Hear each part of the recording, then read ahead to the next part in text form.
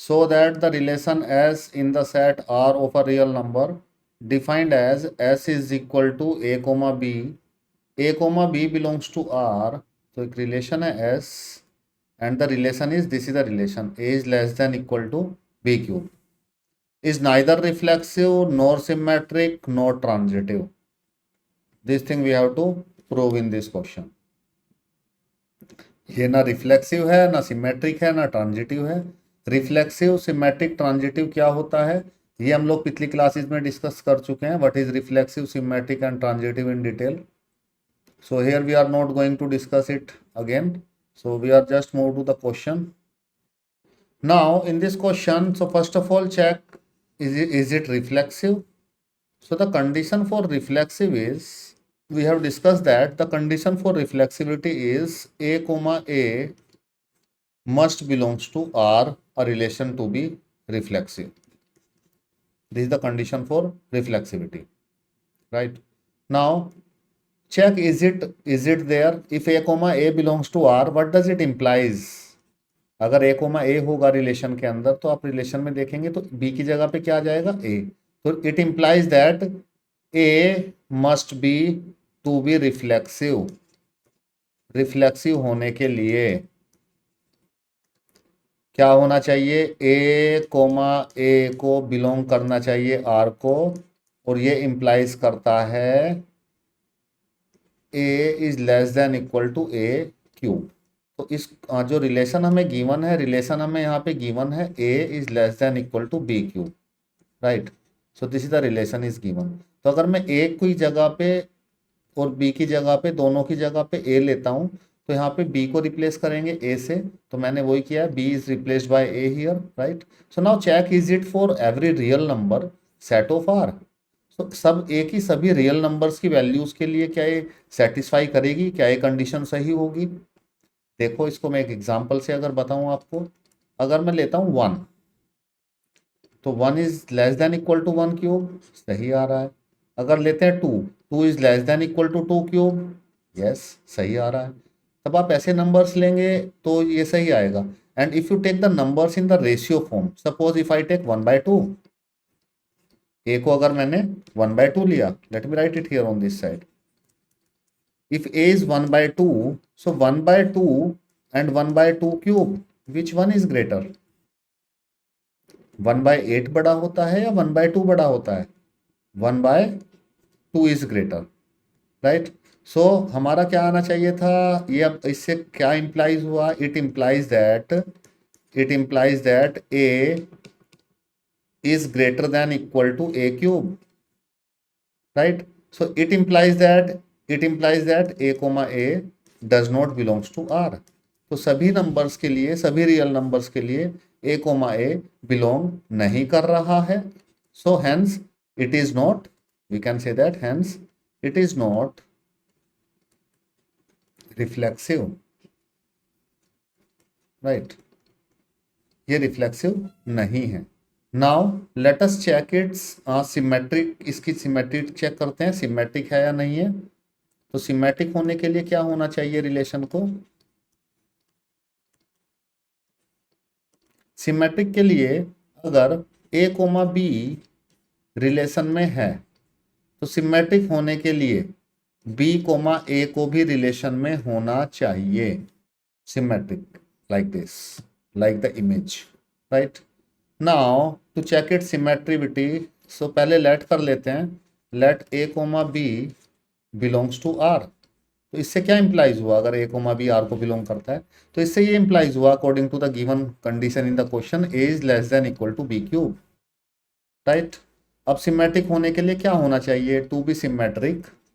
ये relation symmetric कब होगा, according to the given condition this relation is symmetric when b comma a belongs to R. b comma a belongs to R means b जो relation है, a और b को replace कर दिया, इनको इंटरचेंज कर दीजिए, b is less than equal to a cube. ये कंडीशन होनी चाहिए रिफ्लेक्सिविटी के लिए, राइट. ये कंडीशन होनी चाहिए. नाउ अब चेक करते हैं क्या ये b is less than equal to a cube आएगा क्या. Now by using this expression, this one, come here. Now I'm using that expression, right? Now a is less than equal to b cube. Now if I shift this cube on that side, अगर मैं इसका cube इधर shift कर दूं तो क्या हो जाएगा? a की power 1/3 is less than equal to b. इसको मैं ऐसे भी लिख सकता हूँ, b is greater than equal to a power 1/3, right? So b कैसा आ रहा है? Greater than a power 1/3. कैसा आना चाहिए b को? Less than equal to a cube. क्या b ऐसा आ रहा है? b ऐसा नहीं आ रहा है, ठीक है? तो हम लोग बोलेंगे b comma a does not belongs to r. b comma a इसको बिलोंग नहीं कर रहा है, right? So therefore we can say that it is not symmetric. ये सिमेट्रिक नहीं है.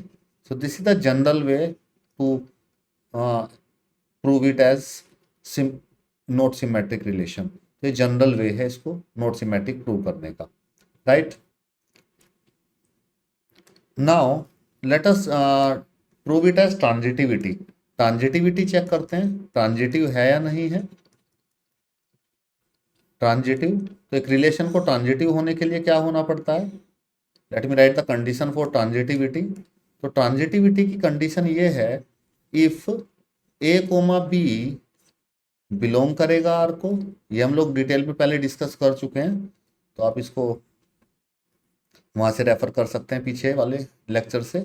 b comma c belongs to R अगर है तो ए बी और बी सी, तो हमारा क्या होना चाहिए?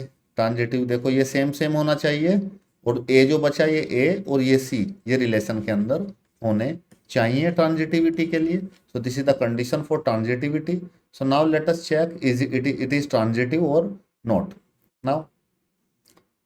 Now let first of all we need to let the two things a comma b belongs to r, right? And b comma c belongs to r. ये दोनों चीजें रिलेशन में हम लोगों को पहले लेट करनी है. अगर देखिए a comma b बिलोंग करेगा रिलेशन को, तो क्वेश्चन में गिवन है a is less than equal to b cube, right? And if b c, तो ये क्या आएगा? b is less than equal to c cube. तो हमारे पास ये दो एक्सप्रेशन है. अब हमें चेक करना है इसमें, we need to check to be transitive. Transitive होने के लिए क्या होगा? टू बी ट्रांजिटिव होने के लिए इस रिलेशन को a कोमा सी को बिलोंग करना चाहिए, ठीक है? a कोमा सी को बिलोंग करना चाहिए r को. इसका क्या मतलब हुआ? a कोमा सी को r को बिलोंग करना चाहिए. इसका मतलब ये हुआ a को c क्यूब से छोटा या उसके इक्वल आना चाहिए, right? So now we need to check this condition. Is this condition true? तो now I am using to find out the relation between a and c. a और c के बीच में रिलेशन फाइंड करने के लिए आई am using the equation 1 and 2. Now from equation 1, okay, now I am going to put equation 2 in equation 1. अगर मैं equation 2 को equation 1 में पुट कर देता हूँ, तो व्हाट विल हैपन? देखिए b की जगह पे रख देता हूँ c क्यूब ऊपर. So then I have obtained a is less than equal to c cube at the place of b. मैंने किससे रिप्लेस कर दिया है? c क्यूब से. c क्यूब की पावर 3. यहाँ पे मैंने b को रिप्लेस कर दिया c क्यूब से, क्योंकि b हमारा c क्यूब के इक्वल भी हो सकता है या c क्यूब से छोटा भी हो सकता है. तो मैंने b को पुट कर दिया c क्यूब. अब कंडीशंस चेक करते हैं. a is less than equal to c power 3 3 9.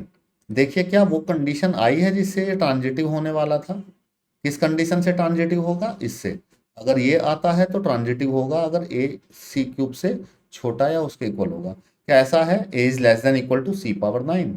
So we can say that from this we conclude that a comma c does not belongs to r. a comma c r को belong नहीं कर रहा है, right? So therefore it is not transitive. So this thing we need to prove in this question. So it is not transitive relation, right? So these three things we have to prove in this question. reflexivity, symmetric, and transitive. And if a relation is reflexive, symmetric, transitive, then that relation is called as, we have discussed in the previous class, is called as equivalence relation. I hope this question is clear to you.